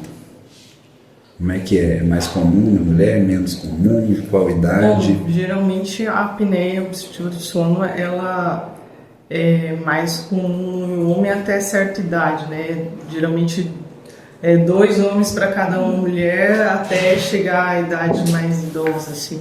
Depois que a mulher entra na menopausa, aí fica parelha, né? Fica igual. Outra coisa que a gente já sabe é que o homem, como sintoma de apneia obstrutiva do sono, o homem tem mais sonolência do que a mulher. A mulher sente mais fadiga ou até insônia, né? Sim. Então, a tendência a ter mais dores também. Sim, também. Então, isso a gente também percebe, até no consultório a gente vê isso, né? Sim. É interessante que o comportamento é distinto, né? Na criança agita, sim. No homem das sedas e na mulher... A gente brinca, né? Tem um jargão, não sei se você pegou isso no jargão na medicina do sono. O apneico infantil é o Joãozinho virado, né? O Joãozinho imperativo. A mulher é a Maria das Dores. E o homem é o João sonolento.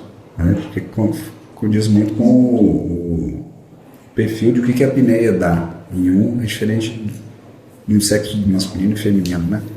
Mas assim, a gente tem que desconstruir um pouco essa questão. Até lembro quando a gente estuda a parte síndrome de Pickwick lá, que é a ideia de um homem gordo, né, um homem que tem diabetes, hipertensão, aí associa isso à apneia, né? Então, nem toda pessoa gorda vai ter apneia. É óbvio que ela vai ter uma chance maior de ter, mas a gente tem pessoas jovens, magras, que tem apneia. Porque é uma conjunção de fatores ali que culminam com a apneia. São fenótipos diferentes, que a gente diria, né? Então, a mulher insone, tem aquele jovem que tem potência, que acaba procurando a gente mais por isso. Tem o idoso que não sente nada, mas tem apneia. Tem pessoas que têm apneia obstrutiva do sono e acham que não tem nenhum sintoma. Às vezes é o próprio corpo que durante o tempo todo ficou um tempo tanto ciclando daquela forma que não sente sintoma, mas vai ter as consequências, né, fisiológicas, vai acabar Quanto colhendo. mais tempo a pessoa demora para tratar, né, a apneia obstrutiva do sono, mais sintomas ela vai ter, né, de insônia e irreversíveis. Piora os sintomas. Sim, sem dúvida. Quanto mais tempo você ficar com a apneia sem tratar.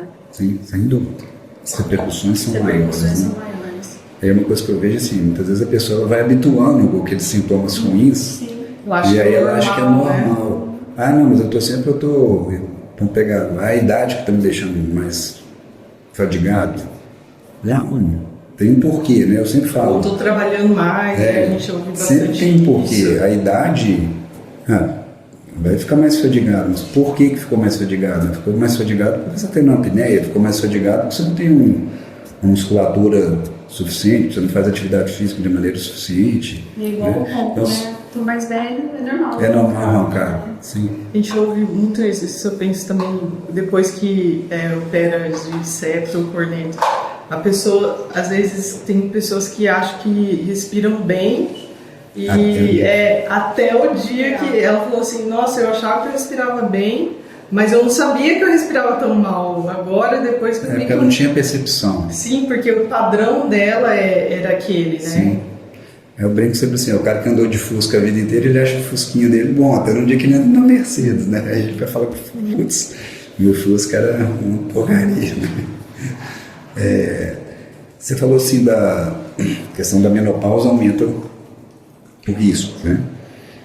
O que você me diz da reposição hormonal na menopausa? Lógico que salve as restrições e as indicações de outros fatores. Né? A gente está falando aqui em relação à questão apneia. Então, assim, se a gente for pegar de consenso mesmo, de literatura, que fala em relação a medicamentos e apneia obstrutiva do sono, que é consensual, então que tem trabalhos todos falando assim a favor, é mais a questão de uso de corticoide nasal para quem tem rinite e uso de modafinil para quem tem sonolência residual depois de tratar a apneia. A parte de reposição hormonal é muito controversa ainda, né? Então, mas também tem poucos trabalhos, não tem tantos. Até pegando revisão sistemática, meta-análise, você vê que alguns têm benefício, outros não, mas a gente vai ver como que foi medido isso. Se houve melhora no índice de apneia e hipopneia, enquanto que é a melhora ou não. Então, o que eu aconselharia, né? Eu acho que a parte do estrogênio, a gente vê estrogênio, testosterona, a gente vê isso tem influência até em zumbido, né? Tem influência, não tem como não ter influência no nosso corpo, que quando a pessoa não tem nenhum fator de risco, né, câncer de mama, essas coisas, eu acho que tem que procurar uma ginecologista, conversar sobre, e eu sempre incentivo a fazer a reposição hormonal quando ela tem indicação, sim. Eu já tenho falado bastante da progesterona também, né, da reposição de progesterona como um fator de diminuição e a prevenção do risco dessa apneia também, né? Lógico que estão em fases meio iniciais ainda, mas... A gente vai ter que... o ruim é essa padronização, né, de trabalhos, né? E o que a gente tem que ter um cuidado é assim, não é todo mundo. Sim, né? Essa pessoa tem indicação, realmente. Ela está com um nível baixo, né? Não tem outros problemas que possam piorar, porque não adianta eu melhorar isso e fazer um câncer de mama, né? Mas eu acho... Sim, é que eu não sou ginecologista, mas é perceptível como a mulher muda, né? O humor, a gente não vai ter só um benefício em relação, às vezes, à sono, ao zumbido, mas vai ver o humor, a relação social que ela tem. Então, às vezes, vai melhorando outras doenças também, né? Então, não é uma coisa... A mulher é a mesma coisa que a gente está pensando. A mulher a vida inteira produzindo algo e funcionando de uma maneira. De repente, né? Isso, antigamente, a expectativa de vida era menor. Então, isso não era tão visível assim, né? Hoje, a expectativa de vida aumentou demais. Então, a mulher, às vezes, está na metade da vida... ou menos, né? Você pega uma mulher que entrou na menopausa com 40 e poucos anos, que às vezes acontece, né? Ela vai viver, às vezes, metade ou menos da vida dela com hormônio bom. Sim. Né? E lógico que isso aí tem que ter bom senso, acompanhamento especializado, médico. Que a gente está vendo também. É uma outra coisa, mudando o sonho de mulher aqui. Você tem visto muita questão do hormônio masculino, testosterona e apneia? Sim, tem tido muita reposição de testosterona e pessoas magras, né, às vezes musculosas, né, que têm aumentado essa massa muscular. Que a gente sempre falava para idoso a questão de flacidez muscular e o obeso questão de acumular gordura cervical. Agora a gente está num outro patamar, né? O pessoal está cuidando mais da saúde, mas está aumentando massa muscular cervical, né? Essa nuance que a gente não tinha tanto no consultório, né? Começou a aparecer mais frequentemente. E tem muita gente fazendo reposição sem acompanhamento, pessoas que não percebem outras consequências que podem causar, e o paciente chega, sim, nos sintomas que ele acha que de trabalho, fala, nunca tive tão bem fisicamente, mas agora eu estou mais cansado. Sim, né? Muito. Bem comum isso, né? Sono de mulher. Sim, mulher. Vamos falar da apneia na mulher. O que a gente... Porque, assim, o ronco da mulher, eu vejo isso ao longo dos anos de tratamento, de consultório. A mulher ela tem mais receio, né? Mais vergonha de procurar, né? E como é que vai se tratar isso? Né? Ela fica muitas vezes com receio da rejeição do marido, do cônjuge. O que se tem hoje de tratamento efetivo para a apneia? Tanto na mulher quanto no homem, na verdade as duas coisas, né? Mas o que pode ser feito? Então, temos esse PAP, né? O Paulo conhece bem, sabe falar melhor que eu. E eu, como dentista, tenho a opção do aparelho intraoral, de avanço mandibular para ampliar via aérea. Tem uma resposta muito boa, muito eficiente.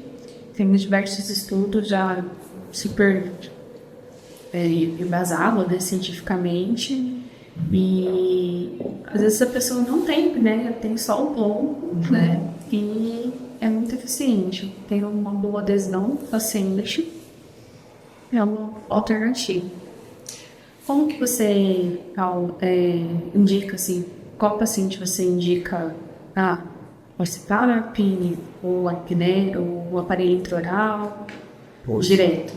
Na verdade, assim, eu vejo hoje, são 3 modalidades de tratamento que existem, né? A cirurgia, ou CPAP, ou o aparelho intraoral. Eu tenho uma linha, que eu acho que é a mesma, talvez, que a Isis usa também, né, Isis? eu exponho os prós e os contras de todos. E aí o paciente, e esse prós e contra vai ser universal, é uma fala única para todos. E ali eu dou muito o poder do paciente escolher o que ele acha melhor. Eu se eu quero ir para cirurgia, se eu quero ir para CPAP, se eu quero ir para aparelho intraoral. Lógico que a gente tem que ter consciência das limitações, às vezes, de cada um. Então, por exemplo, uma cirurgia, ela tem algumas limitações? Tem. Tá? Segundo, ela vai ter limitações da pessoa, querer ou não. Também, tem gente que não gosta de operar. Tá? O CPAP é a mesma coisa. Tem uma efetividade muito boa, mas tem a questão, quer usar, não quer usar, quer ver como é que é. O aparelho intraoral é a mesma forma. Então, assim, por exemplo, se é um paciente com apneia grave, eu sei que o aparelho intraoral ele não vai funcionar. E aí cabe a mim norteá-lo. E não que seja contraindicado também. Sim. Né? Por exemplo, eu já tive casos de apneia grave, que a pessoa não queria operar, uma pessoa de mais idade, até uma mulher. E que ela não tinha como ela usar CPAP por motivos emocionais. E ela não topou. E é uma apneia grave, teoricamente não teria indicação de um aparelho intraoral. Mas ela é uma apneia de 67 apneias por hora, mas ela tem a opção de quê? Não quer usar CPAP. Não é que não quer, ela não conseguia. Não queria operar. E aí é direito da pessoa não querer também. Né? O que sobrou para ela? O aparelho intraoral. Ela vai resolver 100%? Não. Mas era uma opção. É melhor que não fazer nada. Né? Aquilo, pensar assim, você está devendo 10 milhões, eu vou te emprestar 1 milhão. Vai resolver esse problema 100%? Não, mas pelo menos não, ali, eu está devendo 10, está devendo 9 agora. Né? Então são coisas que eu sempre levo em consideração. Então, se eu não participo, eu embaso o paciente para ele tomar uma escolha própria. Entendeu? Bem individualizado, né? Bem personalizado, sem dúvida nenhuma. E aí é que eu falo, existem consensos. Pensar assim, por exemplo, ontem eu peguei um paciente que tinha uma apneia leve e que aí até uma colega dentista indicou fazer uma cirurgia de avanço binocular. Eu falei, cara, não tem muito sentido. É mesmo que ele falar assim, não, eu estou com 90 quilos, quero perder 10 quilos, eu vou fazer uma cirurgia bariátrica, é mais complexo. Mas assim, é de cada um também. Mas eu não indicaria uma cirurgia de avanço uma pessoa que tem uma apneia leve. Né? A não ser que tivesse outros fatores anatômicos envolvidos. Que ela tenha uma queixa estética. Que é associado, mas não era o caso. Era um cara que não tinha essa queixa estética, não tinha fatores anatômicos assim, que uma cirurgia dessa justificasse. Era para resolver o problema. É muito para pouco. Assim, você vai pôr a pessoa correr um risco, por mais que seja. O risco de uma cirurgia é risco de morrer? Não é essa a nuance. Mas é uma cirurgia nova, assim, é uma morbidade. Não deixa de ser uma cirurgia. É o que eu falo, qualquer cirurgia que seja, né, você pegar uma amígdala, uma cirurgia, fazer uma cirurgia de amigalectomia, é uma cirurgia relativamente simples? Sim. É uma cirurgia. Se existir uma outra forma que eu possa resolver aquilo ali, por que não? Né? Eu falo sempre só, vamos do mais simples para o mais complexo. Deixa o mais complexo como carta na manga. Se precisar, nós temos aquela arma ali. Eu preciso, entrou um ladrão na minha casa, eu posso chamar a polícia, eu posso ir lá dar um tiro no cara, senão eu posso jogar um míssil em cima da casa. O que é mais viável? Vai depender do contexto. Eu usei, o cara não saiu, chamei a polícia não veio, vou dar um tiro no cara. Falar isso no podcast é até perigoso. Mas eu tiro mesmo, não tem ideia de falar não. Se não chamar, você joga um míssil. Né? Então, assim, eu deixo muito a critério, em conjunto com o paciente, para ele, eu embaso para ele tomar uma decisão do que é melhor para ele. E ele chegar a essa conclusão. Entendeu?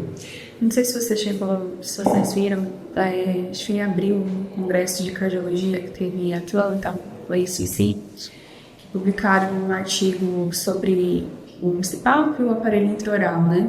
Comparando a efetividade em pacientes com hipertensão. E mostra que tanto o CPAP quanto o aparelho intraoral foi muito efetivo, né? E o aparelho intraoral foi até um pouco mais do que o CPAP no quesito da diminuição de hipertensão arterial. Então, a gente tem que sempre ver essas questões o que a gente... de estudos únicos, e por isso que eu gosto de pegar essas revisões ou meta-análises, porque elas pegam todos os estudos daquele mesmo assunto, né? Porque eu acho assim, é muito fácil eu fazer, ainda mais hoje que tudo está mais político, né? A ciência sendo usada para meios políticos, né? E isso é outra coisa que a gente sempre tem que ver. Se a pessoa que está fazendo a pesquisa, ela está sendo patrocinada ou não, porque existe muito isso. Foi super randomizado, foi muito bem feito. Sim, mas aí tem outros viés, eu concordo com você essa nisso. questão qual é o critério, qual o perfil de usar, paciente. qual o perfil de paciente. Porque se você pensar assim, um paciente com apneia severa, isso aí não vai condizer. Sim, não, qual é o nível de paciente? Pacientes com hipertensão arterial. Sim, mas a apneia leve, entendeu? De leve moderado. É isso que a gente tem que levar em conta. Moderada. E eu não discordo disso eu de forma alguma. Mas a gente tem que ver, porque assim, às vezes a gente fala um negócio desse, e aí o cara que tem uma apneia grave, ele pensa assim, putz, o aparelho intraoral resolve tanto quanto. Sim. E resolve, mas para alguns. É a mesma coisa de falar assim, ó, eu, Paulo, com o meu biotipo, eu vou virar um Arnold Schwarzenegger? Não tem como. Mas o hormônio do Arnold Schwarzenegger, todo o hormônio ficou daquele tamanho. Mas eu não vou conseguir ficar desse tamanho. Porque eu já tenho uma genética que não é favorável para isso. Então, ali eu acho que o importante é a gente entender quando usar. Tá? Eu acho que os três são armas boas. O que eu digo assim, ó, não tem conflitos de interesse. A gente entender assim,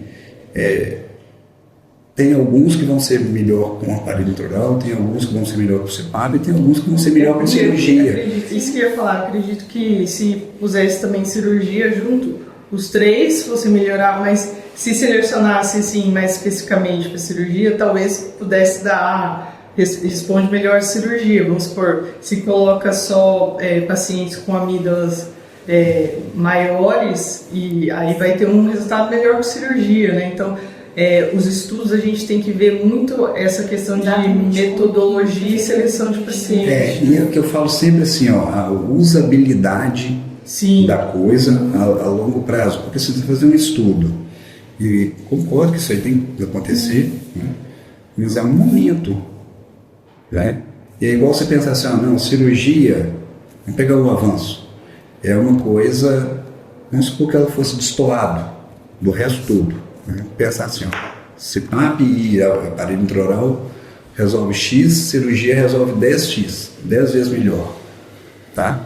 Vamos pôr isso em termos práticos. A gente sabe que a efetividade é muito melhor. Cara, mas quem que topa? Tá? São todos que vão topar? A gente consegue fazer isso em larga escala? Né? Qual que é a morbidade disso também? Em termos de, quando você aumenta a escala de um procedimento cirúrgico, você vai começar a ter mais complicações. Sim. Né? Uma coisa é falar assim, eu lembro de um amigo meu que tinha bastante, mas ele tinha mais complicações que o normal, não era mais que o normal também não, ele tinha um número de complicações cirúrgicas maior, tá? Mas ele operava... mas o cara operava 400 casos por ano, meu. Nossa, sim, vai ter mais mesmo, né? Vai ter mais pepino. Opera os casos mais graves e um bololô de gente, ele vai ter mais complicações, né?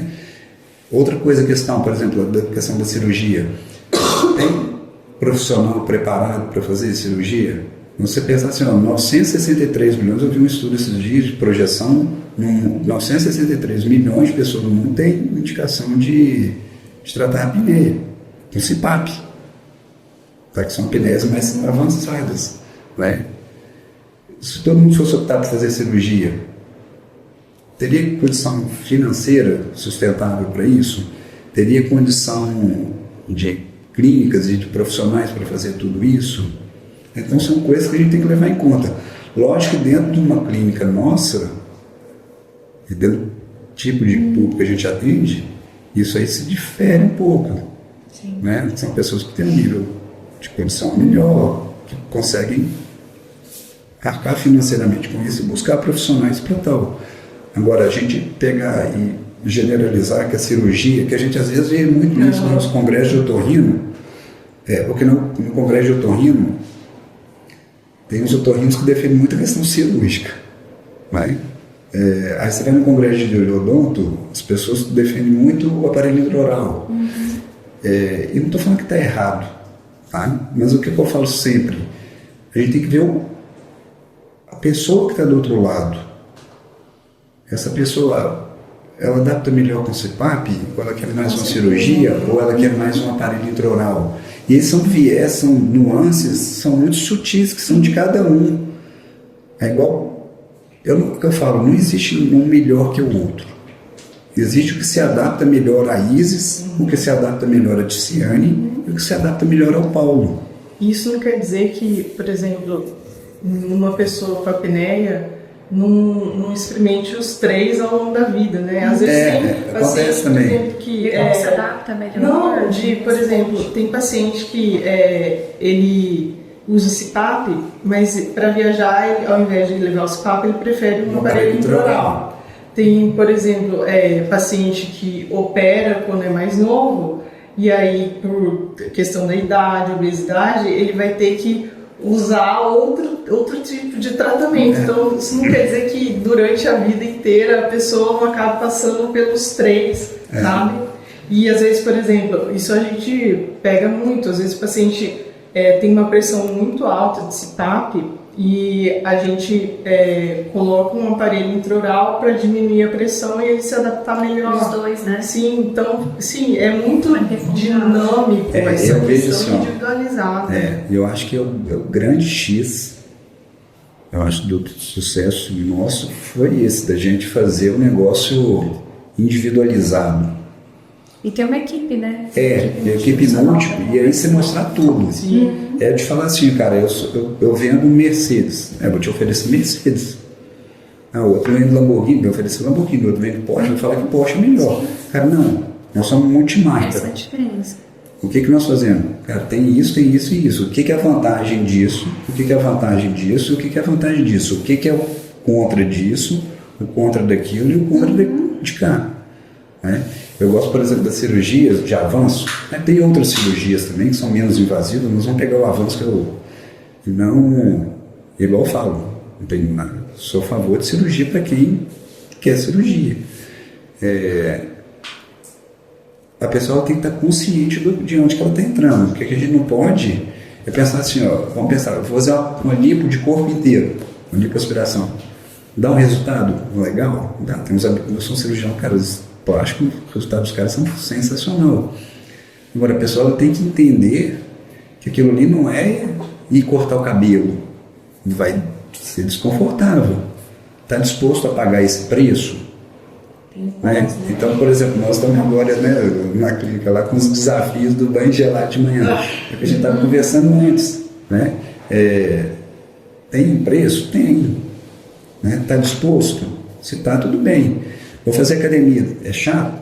Sim. Começo é chato. Está disposto a pagar esse preço? Então, a cirurgia vai muito nisso. A pessoa tem que estar ciente. Um CPAP e um aparelho intraoral, eu vejo assim, ela tem que estar ciente que são coisas que ela vai ter que usar também. Necessariamente é desconfortável? Não. De forma alguma. Porque tem evoluído muito. Mas se pegar um aparelho intraoral de 10 anos atrás, de 15 anos atrás, é uma coisa. Se pegar um CPAP de 10 anos atrás, é uma coisa também. Hoje é outra. E cada um vai adaptar de uma forma. Então, assim, lógico que eu vou na clínica, eu norteio, voltando à pergunta que nós falamos muito, né? Quando que eu escolho um ou outro? Tá? Eu mostro para o paciente, você tem uma apneia, vamos pegar uma apneia grave. Eu já não tiro o aparelho intraoral, eu mostro. Tá? Até mostro para no sentido seguinte, para esse cara ter consciência de o que é. Porque senão acaba que ele pode sair daqui e ele vê o vizinho usando e fala assim, putz, o doutor não mostrou isso. Não é? É porque ele não tem. Não, nós temos também. Mas, para o seu caso, não é a melhor opção. Agora, se você me falar assim, não, não quero nenhum dos dois, saiba que você tem essa opção. Tá? E isso não quer dizer que o aparelho intraoral é menos efetivo para aquele caso. Sim. Tá? CPAP, a mesma forma. Então, CPAP não, agora vamos pegar um caso mais leve para moderado. Eu norteio, por exemplo, cirurgia, vamos pegar o avanço aqui também. Ele vai resolver seu caso, mas eu acho que é muito para pouco. Mas se for uma opção da pessoa também, tá tudo certo. Eu acho que assim, vai de cada um. Ela tem que ter consciência de onde que ela está entrando. Porque o cara pode falar assim, não, eu não quero usar CPAP, eu não quero usar aparelho intraoral. Então vamos para a cirurgia. Lógico que se é uma apneia leve, uma apneia moderada, às vezes tem outros tipos de cirurgia que a gente pode lançar a mão, que são efetivas também. Agora, tem que até ver isso também, e que eu exponho. E que eu tenho pegado alguns casos agora já, por exemplo, o cara que fez avanço bimaxilar, que tem uma efetividade boa, teve uma efetividade boa, e agora os caras estão voltando. Estão voltando com onco e com apneia também. Porque é um contínuo, é uma doença que ela evolui. Aí vai depender, o cara ganhou peso, o cara ficou mais flácido por conta da idade, então não tem como a gente prever. Então, assim, eu acho que é expor claramente para a pessoa e a partir dali, em conjunto, a gente toma uma decisão que seja melhor para ela. Se eu deixar, eu falo o dia inteiro. O que vocês falam? Põe a sua posição também, acho que é legal todo mundo partilhar isso. Eu também faço a mesma coisa, eu exponho os tratamentos que existem. Eu ainda chego a falar aqui, porque exatamente por essa questão de, às vezes o paciente fala, mas eu ouvi falar que existe isso e você não falou. Eu falo que existe terapia miofuncional, mas que ela tem, geralmente para apneia leve, que a pessoa tem que ser muito disciplinada, tem resposta melhor em quem é mais novo. E geralmente é muito difícil alguém conseguir manter um tratamento com terapia miofuncional, né? Explica o que é terapia miofuncional. A terapia miofuncional são exercícios que a gente faz com a parte da articulação, com a parte da língua, para fortalecer esses músculos, para que diminua o colapso da via aérea, né? Em grosso modo, é como se fosse fazer uma musculação para... Sim, uma musculação para garganta, assim. Então, existe até aplicativos, porque às vezes a pessoa vem, assim, com uma apneia grave, querendo fazer exercício de aplicativo, achando que vai mudar tudo, né? Então, a gente tem que explicar que existem... É uma modalidade que existe, que a gente também pode usar associada a outras, mas que ela exige uma disciplina igual a academias. Não adianta você quer ficar fazer 10 dias e parar. Fazer um ano e parar. Vai voltar, né? E tem que ter tempo, tem que ter todos os exercícios, porque cada um ativa uma musculatura diferente. Então, eu explico isso. Outra coisa que às vezes os pacientes veem, eles acabam vendo outros aparelhos na internet, né?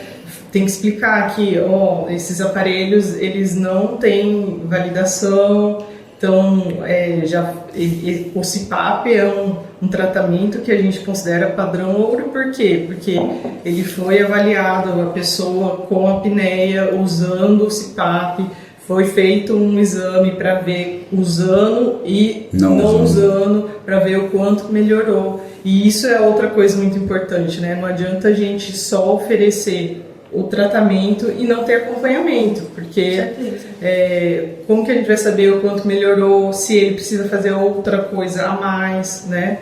Então, e outra coisa que a gente sempre fala de tratamento, a gente está falando de a parte de CPAP, cirurgia, aparelho intraoral, terapia, miofacial, mas a gente esquece que também a perda de peso é um fator, sim, que a gente também tem que bater sempre, que é não é um tratamento invasivo, né? Mas faz parte. A gente sabe que a pressão do CPAP até a parte da anteriorização no aparelho intraoral, uma pessoa que é obesa e não é obesa, e a mesma pessoa, se ela perde peso, isso muda, né? Sim. Então, isso também tem que fazer, assim, a gente sempre encoraja as pessoas a isso, né?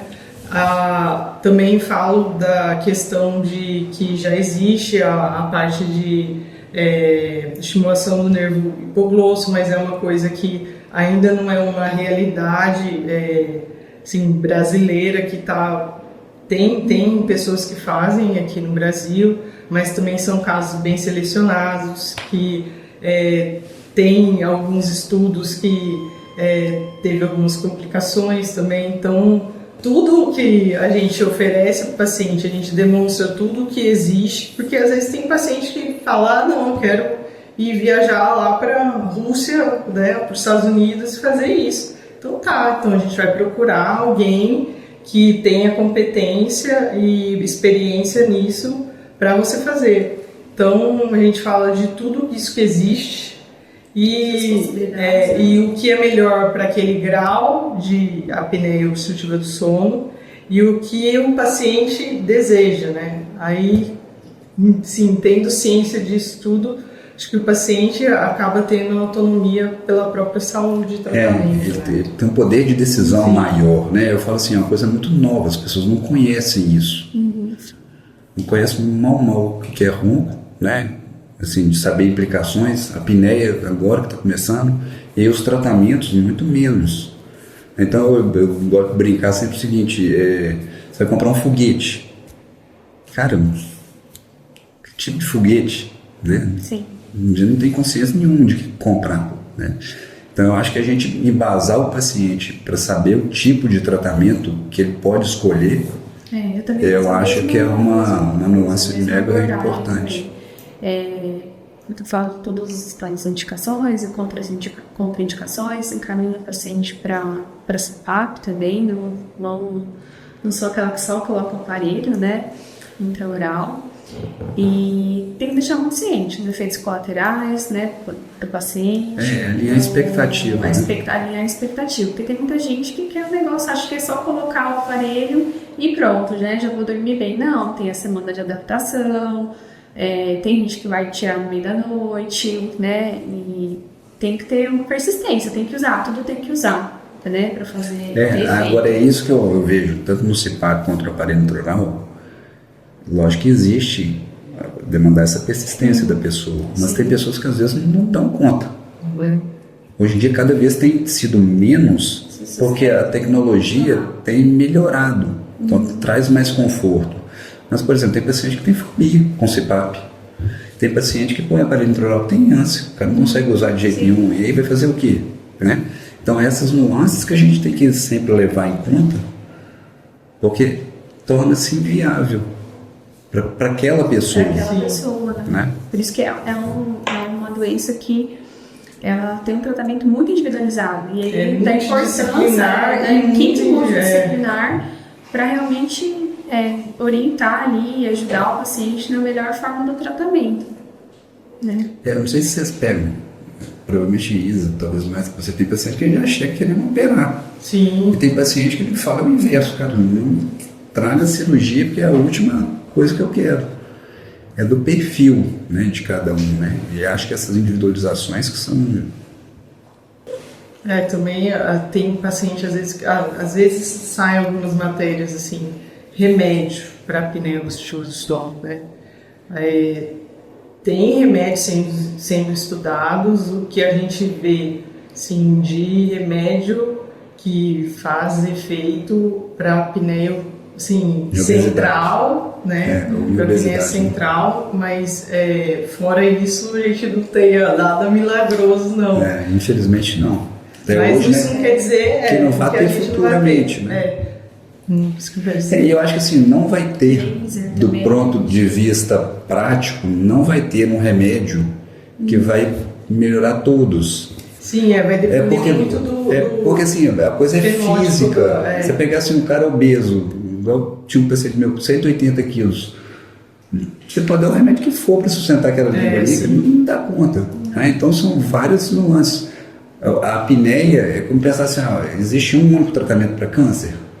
Não. E além disso, né, tem que ter o acompanhamento, como nós comentamos aqui, né? Não adianta você colocar alguma coisa e não acompanhar. Não. Igual aparelho intraoral, existem 180 tipos de aparelhos intraorais, mas qual funciona mesmo, né? Qual funciona para você, né? Para o paciente também, que isso também é uma coisa que interfere muito na escolha do aparelho, né? Nós temos hoje 2 clássicos aparelhos que faz a gente optar por um ou para o outro. Essas são características faciais, dentárias, né, do paciente. Articulação, né? De articulação, de respiração, respirador bucal, respirador nasal. E mesmo assim, às vezes temos dificuldades, né, de adaptação, então mesmo com essa, individualizando dessa forma. E então, já recebi paciente já com um aparelho na internet, doutora, isso não funciona, né? E aí pensa naquilo, né? Tem que ser feito sobre medida, né? Para começar, o aparelho tem que ser feito sob medida, com uma régua, né? Muito bem delimitada, com o avanço certo, e a gente vai avançando e acompanhando esse paciente. Conforme a necessidade. Conforme a necessidade. O avanço é o mínimo possível e com muito acompanhamento. E além do acompanhamento da apneia mesmo, acompanhar os efeitos colaterais. Né? Tem que ficar em cima do paciente para também minimizar os efeitos colaterais. Sempre. Eu acho que é bem por aí. Né? Eu acho que a questão do aparelho genérico que se vê na internet, ele é um tiro no pé, na verdade, porque o cara põe e não gosta, ele vai achar que aquilo é ruim, ele vai achar que o seu é ruim. Porque eu usei aquele negócio, gastei e não resolveu, isso não funciona. E eu acho que é a mesma coisa que a gente vê na questão dos CPAPs. Você pegar um CPAP, o cara põe um CPAP por conta, a chance de dar errado é muito grande. E aí ele toma a primeira impressão já ficou, né? A CPAP é ruim, o aparelho intraoral é ruim. E fica mais difícil aceitar. Aceitar depois um tratamento que eu com o mesmo aparelho, o mesmo tipo de tratamento com o aparelho intraoral, mas que na verdade não é o mesmo aparelho, são aparelhos totalmente distintos. Né? Um aparelho modelado para você, um aparelho que está sendo ajustado para você, que está sendo acompanhado para você, né? O quanto que está puxando ali. Porque se puxar num centímetro na verdade, meu amigo, vai incomodar. Vai incomodar. Né? E igual você falou também, Sim. né? A titulação, né? Tem que ser para aquele paciente. Sim. E tem gente que fala, vou comprar na internet, então você doutor, eu falo, não recomendo. Não recomendo, porque a chance de ter erro de dar errado não ter sucesso no tratamento. Bem isso. É igual fazer cirurgia de bumbum com o doutor bumbum, né? Né? É aquilo. Você vai correr um risco. O risco é grande. Sim. Complexo. Gente, foi um prazer estar com vocês. 2 pessoas maravilhosas que fazem parte do nosso time. Doutora Isis, acho que eu não apresentei no começo.